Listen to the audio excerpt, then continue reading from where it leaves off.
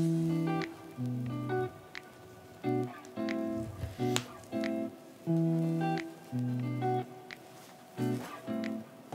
hey, that's not bad. Hi, everybody. Welcome to another episode of Director's Commentary on One with Wolfpack Football. So, this episode is from Season 1, Episode 13, and it is entitled Loyalty. I think. All of these are starting to run together, but that's okay. I'm having a good time reliving some of the moments, and hopefully you are enjoying these as well. If you do enjoy this episode, please consider subscribing. It's the easiest thing you can do, and hitting the bell to make sure you get notified every time I upload a new video. If you want to go even further in supporting the stuff I do make, consider becoming a patron. Check out the details in the description below for all sorts of cool perks. Anyways, thanks for watching, and I hope you enjoy this episode.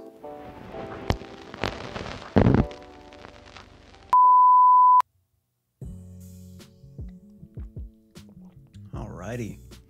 So we are getting close to the end of our first season of One with Wolfpack Football. We're dealing with a theme of loyalty. We are kind of closing the year,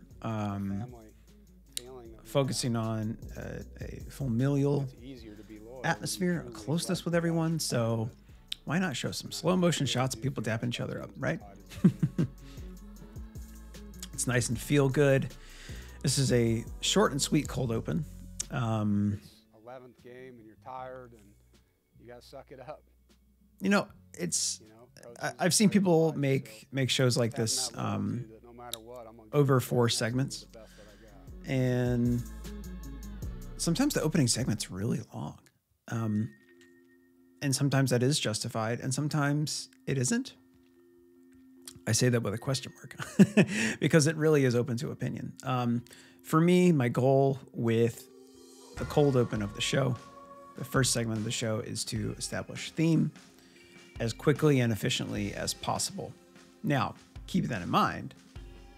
It's not so direct. Like, literally, if I wanted to keep it as short as possible, I would have someone on screen saying, the theme of this episode is loyalty or whatever. That's boring, right? There is this concept in screenwriting about showing and not telling. Or in filmmaking in general, you want to show the audience what you are talking about as opposed to holding their hand and walking them through a concept with words. In the documentary space, these kind of go hand in hand. Like, you kind of have to do a little bit of both. So with an opening, with the cold open like that, you can establish a general theme with these like talking head interview sound bites if you want to. But you should accompany that with appropriate B-roll or A-roll, depending on how you're prioritizing the footage that you are working with. I don't know if you could ask for more from a bunch of guys other than the strong finish. Just a quick way to get introduced theme, and then we're off to the races with this episode. So we're talking about loyalty this episode. Like I said, approaching the end of the season. So after, what is it, 12 episodes? There are 14 total episodes in this first season. So after 12, I'm like, okay, what do I do now? What are some things that are new that we haven't seen yet? And with a football program, I feel like your options, you have plenty of options because there's so many people involved in a football program. So with this episode, we've got 2 offensive linemen as well as the offensive line coach. And one of the awesome things about focusing on this group was just how talkative and friendly they are with each other and with everyone involved with the team themselves. So we've got Tony Adams talking here, talking about the general concept of loyalty and being depended on, as well as him depending on others. funny side story. So Tony and I have the same last name, Adams. Our first initial is T. So I think during his freshman year, we were boarding a flight to some away game. I'd have been down in Florida or something. And I see T. Adams on the manifest, and I see my seat number, and I go down in my seat. Next thing I know, Tony's coming up, and he's like, "Hey, I think I'm supposed to sit there." And I was like, "No, I think this is where I'm supposed to sit." And I was right, but at the same time, you see T. Adams, and there's two of you. You can get confused. There was a brief moment where I was like, am I in the right seat? But yes, I was sitting amongst staff members as opposed to players, which is where Tony should have been. This is Dwayne Levert, offensive line coach at the time. Currently a coach in the NFL. I'm not exactly sure where, but a coach in the NFL, which is a big deal. Yeah. I played for 9 O-line coaches in the NFL. Some of those guys really welcoming coach when it comes to me, like trying to make the show that I was going to make. He was always very appreciative of the stuff we were making, allowed me a ton of access. There is an episode in season 2 of One with Wolfpack Football, which if you stay tuned, you'll find out, where we end up going to his house. He has the offensive line group over every week. They eat a ton of food, and they laugh and they joke and they bond and they watch sports. And it's just a good time to be around. So that'll be an episode for you to look forward to. Okay, maybe it'll last me 2 days. So you've got just these little moments where players are talking about like a tub of cheese balls. Like, that might not seem like interesting content, but to me it is, because look at it, they're having fun. I won't forget this. So one of the harshest things about the offensive line group was that when Garrett Bradbury had a mic on him, nobody on the team would talk to him. And it was all a conspiracy. What's up, dog? So there were very few individuals that would end up talking to him. I got one. Here we go. Let's go. I'll take Grant Gibson too.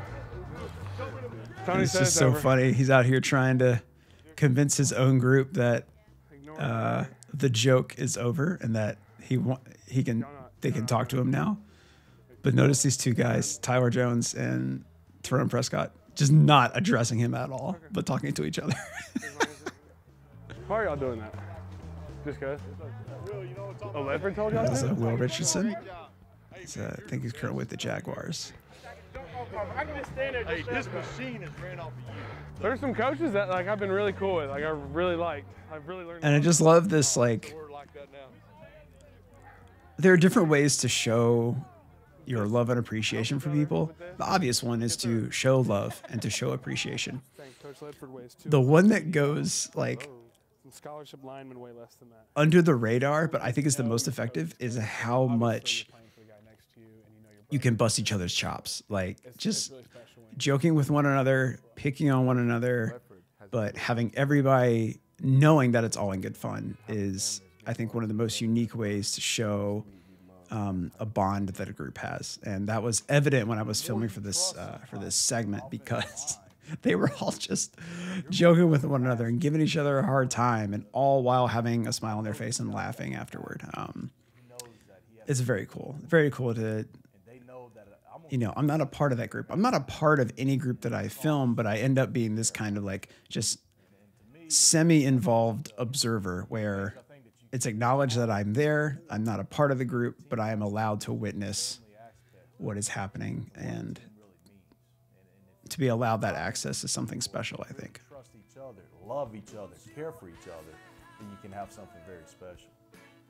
Me and you do the same thing. We kind of do like a little rip under, but So what I do as soon as I get that rip, I try to. for any of you making a show like this, and it's for sports fans, it's for football fans or basketball fans or whatever show you happen to be making.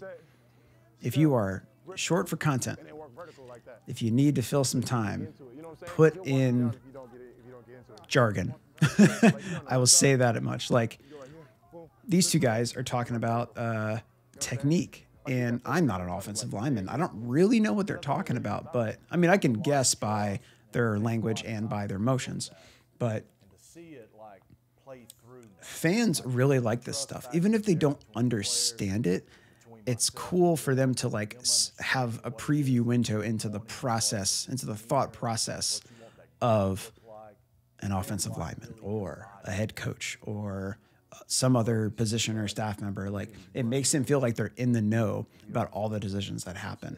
And if you are making this for a fan base, if you're trying to capture a fan base's attention, that can go a long way into making the fan base feel like they are more a part of the group that they're a fan of than they were just sitting in the stands and yelling "Go Pack" or whatever team they happen to be watching or a fan of.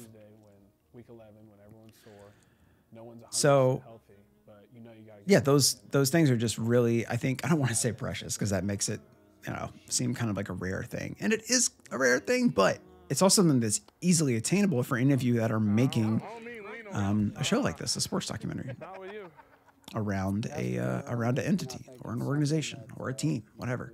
Pretty easily, and it's hard to get back. So it takes an all-in commitment. It takes a level of personal sacrifice. Yeah. It takes a level of selflessness to help other people to get what you want. And loyalty is an interesting concept.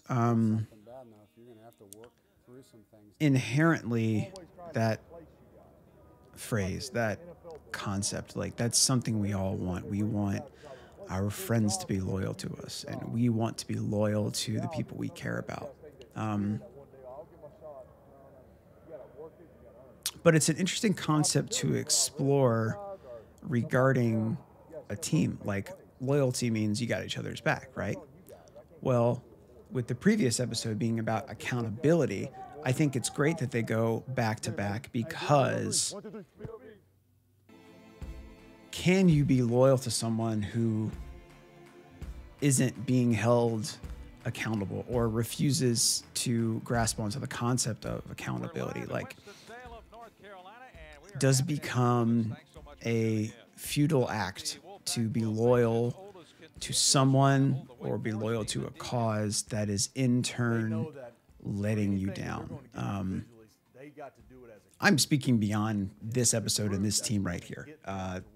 Not really concerning this, but what is loyalty? Why is it so important? And so many times we do see people being loyal to people who are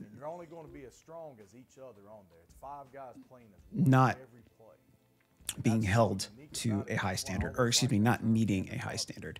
And I just think that's an interesting concept to explore, and these caveats we can put on all of these themes. Now, granted, when I'm making the show, all of these themes I am framing in a positive light, because that is the point.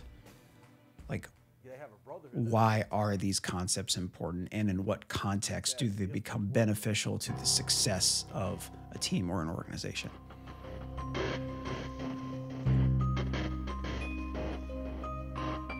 Also, another pro tip, if you need some B-roll for some pregame stuff, shoes getting tied, hands getting wrapped, it's all good stuff. I really liked that shot earlier, the player on the left side of the frame looking right in the darkness. That was cool. So we got a good game coming up here. It's a tight game. It's very dramatic. We're featuring a C storyline that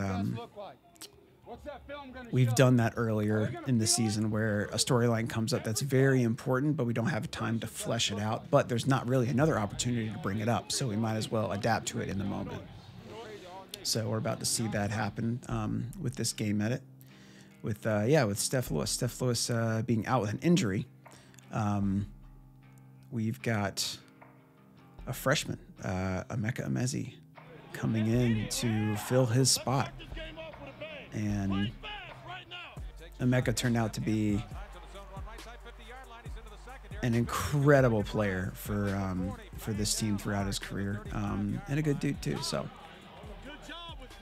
it's cool for him to get his first kind of mini feature on this show, in this episode. Here's Wolford to throw on second down, firing left, got a man open, 30-yard line of the pack, down to the 20. Funny thing about NC State and Wake Forest is that no one can ever predict who's going to win this game. It is kind of a rivalry. The schools are about an hour and a half apart, playing each other. They're the longest regular opponent of NC State, so that's pretty neat. I think you saw earlier in the show, it was the 111th meeting between the two schools, which is fucking wild.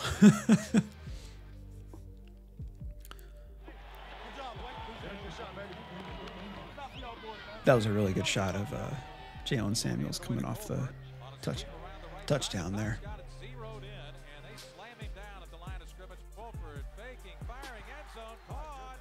Because this game was so tight and so back and forth, this is another game I really wish I had more time to edit, because it could have been so much more dramatic and dynamic from what it turned out to be. Still a close game. I think the edit still comes together relatively well in telling the story of how the game went, but you know, hindsight is 20/20, as they say. There's Emeka's. Yeah, see this little mini storyline going on where Emeka gets a touchdown. We've got a great clip of Steph supporting him. Like, that's really cool. We can juxtapose those moments in editing. Adds a lot of meaning to what's happening. Hey, Big Red. Wolford hit as he throws, fires it toward Tamari Hines. Got it at the 40-yard line. Makes a man miss, curls back, and he's hit, dropped at the 40. Handoff, Bird. He's met and dropped in his own backfield. Nope. Okay, there we go. Baking is Wolford, throws it out in the left flat. Open is Hines. Hines dives for the pylon, and it's a touchdown for Wake Forest. We were limited in our camera coverage of this game. Like, ideally, I want a camera in the red zone area, regardless of if the team that I'm covering is on offense or defense, because just from an angle standpoint and being close to the action, it's just beneficial to be just to be there.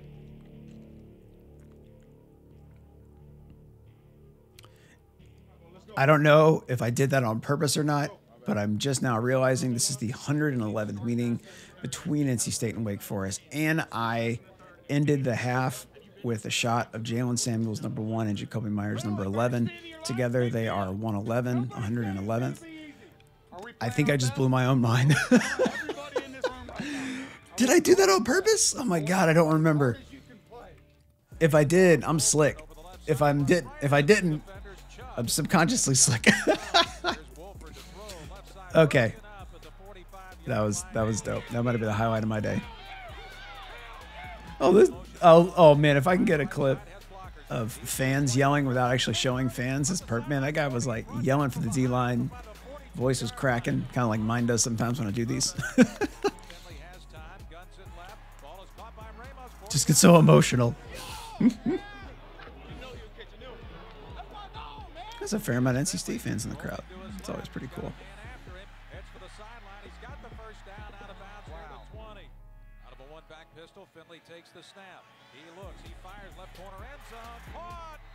There we go. There's Emeka. Great grab.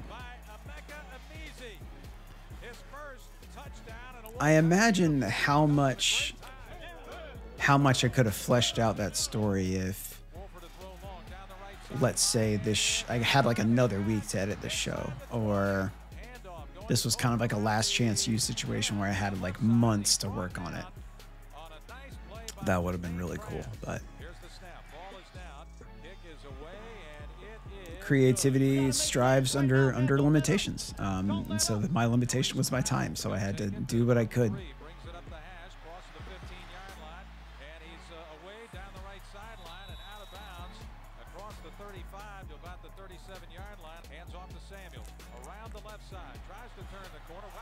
Ooh, shout out the fumble. Here's where things get dramatic.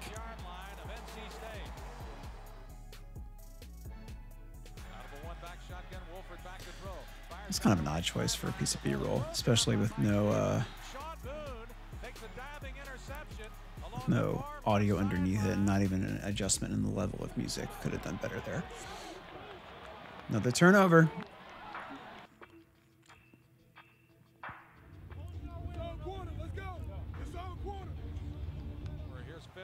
Coach Thunder, let him know. Man, you cannot take down Kelvin Harmon. Dude is tough. Here's Wolford throwing left sideline, and a play's blown up by Jonathan Alston. Wolford back to throw. He fires toward the right corner of the end zone. Ball is caught. That was a good touchdown. Oh, listen to this. So awesome to get that sound of the ball getting blocked. Like, those little moments just add so much. Not only from a storytelling perspective, but just like production quality, you know? Little moments. Finley takes a snap, fires left side. Ball is caught by Amizi, makes 2 men miss. There it is. Yep. The ball pops out, and Wake Forest, oh my goodness. Kind of the, you don't want to tell like a story of downfall. That's not, like, that's never my intention. But I still want to be truthful about things. And the fact that I'm almost thinking ahead, that because Emeka stepped in when he had to and had such a good game, but then fumbled in the end zone, like, I'm thinking like, oh man, he probably feels really bad, like, because he's really given it his all. But he is young, he is a freshman. And so me thinking ahead, I'm like, okay, he's probably going to do is he's probably going to think about that. And then he's really going to learn from that mistake. And so in my head, I'm thinking about storylines of like redemption. Not that that's like the one thing that he's ever going to be about. That's not the one thing you should think of whenever you see him, but it is still a compelling storyline to see somebody come back from something. We root for a comeback. Like, that's what we as people do. We want to see people succeed, especially if they've gone through a tough time or they have experienced loss or something like that. And so my storytelling head, I was like, okay, I should really pay attention to how Emeka adapts and learns to grow from this situation, because it could end up being a really powerful story. And he ended up having a fantastic career at NC State, and you'll see him a couple more times when we do more episodes of Director's Commentary on One with Wolfpack Football. Loyalty to that. There were guys on our staff that weren't. They left. They couldn't do it. Loyalty is important to me because it's doing something that's not the best for you. It's more for the cause. It's and so ending, like I've said before, ending the show with almost a mirror image of the beginning. In a way, sometimes it can be an inverse. Sometimes it's literally just kind of bookends, saying the same thoughts but in different, but in a different way with different phrasing. So we're showing loyalty, and we are showing it after a loss, which I think is important. Like Coach Clifford saying, being loyal to like principles and causes, like that's important. And it's all about togetherness with these guys. Hey, that was fun, right? I thought so. I sincerely hope you enjoyed watching this episode of Director's Commentary. If you have any questions or comments about something you saw, or you want to ask me anything, go ahead and leave something in the comment section, and I'll get back to you as soon as I can. If you want to support some of the stuff that I'm making, please consider becoming a patron. There's all sorts of cool perks that come along with becoming a patron, and there's different tiers for your level of desired support. If you don't want to go that far and you just want to be notified of the stuff that I do make, go ahead and hit subscribe, as well as ringing the bell to get notified every time I upload a new video. My voice seems to be going out. But anyway, thank you so much for watching, and I'll see you next time.